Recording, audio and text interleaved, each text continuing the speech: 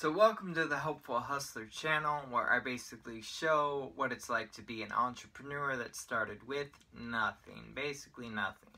I've had help here and there from parents and some family friends, those people I always remember, and wanted to just kind of share a little bit of where I came from. I started out as an entrepreneur at a really young age, before that was even really like a known term. Like, I was selling candy out my backpack, and then when I got into high school, it was burn CDs, and I would buy sticker paper, and then I would make custom stickers. And then with that money, I would take that money and I would buy kids games and valuables that their parents bought them that they had no idea what was worth. And I would go on Amazon.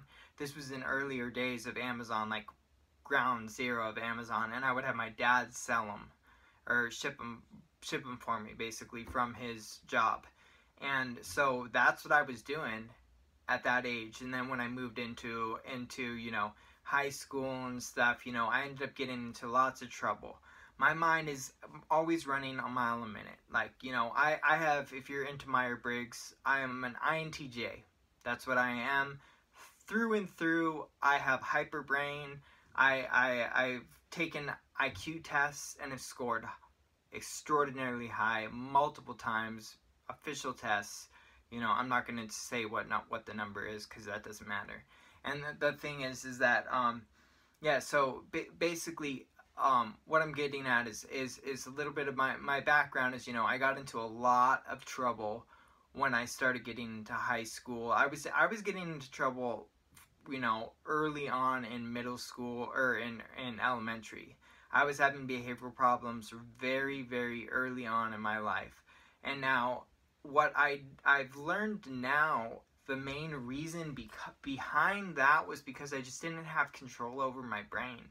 Like, I remember, I've told people this, I've told my mom, I've said, I felt like I had no control over what I was doing in my brain. I knew it was wrong, knew I shouldn't, and I would do it anyways. And it was just because I had my frontal cortex had not fully developed, and as well as I just did not have the skills and the discipline and all that kind of stuff. So I ended up getting into a lot of trouble and wasted a lot of years of my life. Lots of years of my life. I started really taking entrepreneurship seriously in 2015 was when I really took it seriously. Off and on, I always had a hustle. No matter what it was, I had a hustle. I would, those kiosks in the mall that say, like, I buy your phone, I buy your tablets. I'd post up, post by. I would wait for people to come up. I would go up. I would approach them, see how much that their machine's going to give them. I would offer them a certain percentage more. I'd pay them out in cash. I would check the numbers right there, make sure it's a clean device, and then boom, I'm off. And I would just do that. They had like 2 in the mall. They have 2 in the mall, and I'll still do that from time to time. And you just got to make sure that you want to check the numbers and stuff. And the security guards aren't really going to mess with you. The security guards are literally Paul Blart, so it's literally laughable. So what I wanted to then explain was really how I got into doing it as a full-time thing. So I started working at age 15, like almost 16, and my first job, I'm gonna say, was at Subway. I worked for multiple jobs after that. So I worked for Subway for quite a good long time. I've worked for every place you can name it. I mean, anywhere from just the standards like the Pizza Hut, the names that you know, to names that you don't know, machinist shops, different things like that. Building Kevlar sheeting for the government, things like this. I did all kinds of things. I started just trying to learn all kinds of things. Started learning I was very good with my hands.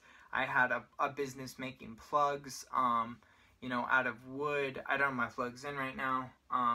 So yeah, so I had basically always had a hustle. You know, it led me down a dark road. You know, I ended up dealing with a lot of troubles with addiction. Battled with that. You know, I battled with depression, anxiety, all these things I battle with on a day-to-day basis. A day-to-day basis is something that I deal with. I no longer take prescription medicine at all. I take herbal medicine only, and I prefer herbal medicine. Herbal medicine is better. Like, I feel better taking that type stuff. You know what I mean? So CBD is I'm a big fan of, proponent of CBD. I think it is a very important thing. I think morning rituals are very important. My morning ritual entails me waking up. Typically, I've had some issues lately because it kind of fell into a bit of a depressive state. But my typical routine is waking up around 5 or 6 o'clock. I will then listen to positive affirmations, and I will stretch for between 15 and 30 minutes. I'll then just drink water, get my mind right. I'll eat probably 10 bananas. Not joking at all. And I'll drink a cup of green tea or black tea with like half a lemon squeezed into it, or a whole lime, one or the other. And yeah, so then I basically do that, then boom, I'm ready to go. I hop on the computer and I just start kind of getting into it, really. I don't really mess around with the social media as far as like my personal accounts. I don't really care anymore about that. I don't really have anyone that I care, like the people that are around that have been in my life have proved to be just fake people. So no new friends type thing. You know what I mean? I've got my girl. I've got some friends that I trust my life with because I've been in life and death situations with, and I trust my life with them. That's a fact. and you know what I mean? Like I have people that would do anything for me, and it's vice versa. You know what I mean? And so yeah, so I basically went through all this phase of what am I gonna do with my life, because I'm bouncing from job to job. Like I'm approaching job 30, and I'm not even 30 years old. Like, what is going on? At age 25, I've had 29 jobs. Something's not right there. Something's not working. The regular job system is not working. I had always made, like, my side hustles made money. Like, not a lot of money, but like $300, $400, $500, $600 a month ish. But I would always cap out. You know, I'd cap out at a certain amount, and that would be my problem. I was never, you know, and then, you know, the where I live in California, rent is incredibly high. So like, if you're renting a room in a bad area, you're probably gonna pay like $700 a month, $650 a month easily. And I'm talking about, you're gonna have to deal with roaches. And you're gonna have to, they're gonna squeeze, like, you're gonna deal with roaches, you're gonna have to pay, it's crazy. A nice, like, where I live in, and I'm not gonna disclose where I live, and the city that I live in is very nice. You can rent a room for anywhere, you know, between, you can find small rooms for like 700-ish, but you're looking at like $900 a room. And that's for like a standard size, like 10 by 10 or 12 by 12 size room. A master bedroom will run $1,200, $1,300, or $1,400 in this area. Your standard condo, like 3-bedroom condo, is going for, you know, 55, closer towards 6, but it's starting to dip just a bit. And so you're seeing basically your standard rental price of apartment is a 1-bedroom is like in the range of basically 1,600. Okay, the studio can range from, depending on your location, but I'm speaking my location is around 1100-ish, and this is not with utilities. And then with your 2 bedrooms are gonna run you close to between 1700 and 2000. Right now they're starting to dip down, which I'm excited. I'm looking at some spots near here. Kind of want to get a new spot. So yeah, with that's been going on, and yeah, so there's a lot going on with the real estate market and all that kind of stuff. And so what I'm getting to is basically like I've had a lot of trouble with stable place to live, stable income, and all that. And until I really actually told the doctors, I'm not listening to you. Like, doctors keep trying to give me medicine, keep trying to give me this.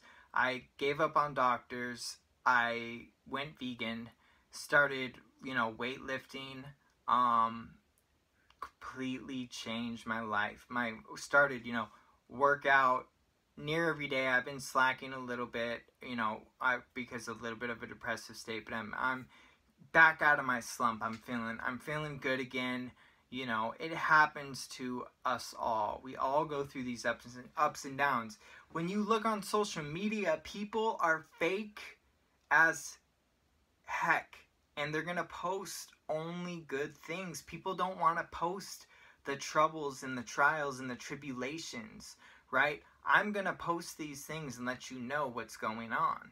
Like, I want to be real about what it's actually like to be an entrepreneur, because it is a hard, long struggle road.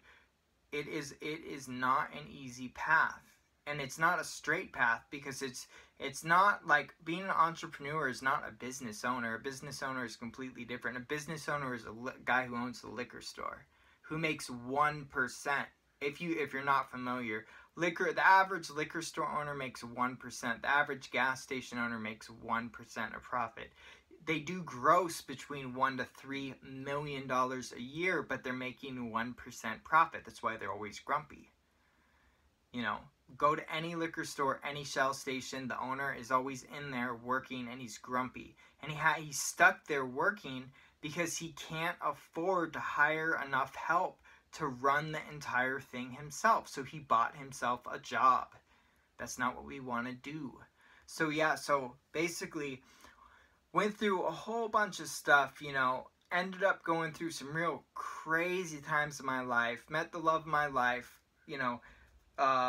her name's Amanda. Things were crazy at first. I was in a crazy position.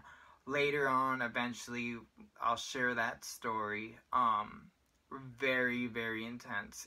And so basically got through basically being homeless I was on the street, like homeless, like had nothing, I weighed literally 50 pounds less than I do right now. No joke. I was in a really bad state, really bad condition, just no motivation in any of those things. And basically what happened is that I had gone to a thrift store, and I was like, I had flipped stuff off and on my whole life. Like, I would do it, flip stuff off and on eBay or on Amazon. And I never did it like, I never thought like, oh, I could do this just full time, because I didn't really see where I could get a source of all these items full time. So basically what happened was I go to this thrift store, and it's Lighthouse Thrift Store. It's a local thrift store. There's tons of them all over the state, but this one is separate, there's separate entities. And I spent like $6.40. That's all I had in my bank account. Right, that's all I had, and the total came out to be like just under that. I got 2 calligraphy sets. One was like 4, one was 2, or something like that. Both new, or I think one was new and one wasn't. First one sold for almost $50 same day. Second one sold within the week for like 20 something. I went back the very next day and spent all the $40 that I had. I bought the food that I needed for the day and then bought all the items that I thought I could sell. They started just selling, and I was like, oh man. So this is after the fact of the point where I had started my guitar business, which I had talked about prior. So I had started my guitar business and did that for multiple years on eBay, where I made guitars, you know, did custom guitars, ukuleles, sold guitar parts, etc. Did that for years. Now, after hurting my hands, then getting healthy and healing them and everything like that, then I fell into a slump, like, what am I going to do? You know what I mean? And my passion for music at that point was gone. And so basically, you know, I realized, holy crap, you know, this can work. So let's start scoping garage sales. Let's start scoping all this stuff. So we started doing it, and what I'm gonna tell you, just look everything up, and you'll be shocked. Like, I've looked up things that are you would not believe what they go for. I mean, there are items out there where I have checked a little doll that's like this big. It still have the tag on it. I look it up and they go for $90, or you know, little things like that, and they sell, and you can check the sell-through rate and all those things. And so basically, it all had led me basically learning eBay and Reverb and Etsy with my guitar business is why I'm able to branch out and do so much stuff now with Amazon and everything else that I'm doing and trying to get into. And I'm trying to go for more passive streams of income, meaning, so, you know, my eBay stores are going to have very selective items in them, pre-orders as well, and, you know, then the rest of my stores are going to have, you know, the hotter items, the better items. So yeah, that's just kind of how it's gonna be. Amazon is always gonna have tons of books as well as lots of other things.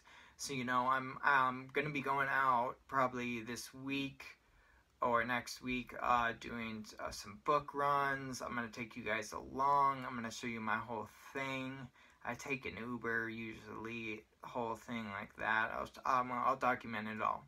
So yeah, so just wanted to show you guys all that, or explain to you guys that. So basically, yeah, that helped me get into understanding that basically you can just start looking stuff up and look under. You set filter and completed sold listings, and you can look and see what they actually sold for. If it's green, showing the price in green, that's what it actually sold for and someone paid for it. So you don't take guesses. And then what you do is you look at how many are available and how many have sold. That's when you're looking at that, that's a 3-month span. So keep that in mind. Factor out your percentages and be like, okay, this item is selling really slow. Do I want to buy this? The answer could be yes if you're trying to just build your numbers, if you're not. But if you're trying to do quick flips, which is where I like to be, you know, I don't. And it depends. You know, every item depends. And I'll have lots of hauls and stuff coming up to show you kind of really what I go after, so that you can have a better understanding of what I'm looking for. And I'm going to try and bring my, you know, I'm going to get as much of shots in the field and stuff and explain why I'm making decisions, okay? And explain maybe afterwards the fact, probably be easier. So yeah, so thank you so much for watching the Helpful Hustler, my Helpful Hustler episode, and tune in again. I hope you guys are having a great day. Enjoy the rest of your day. Thanks for watching.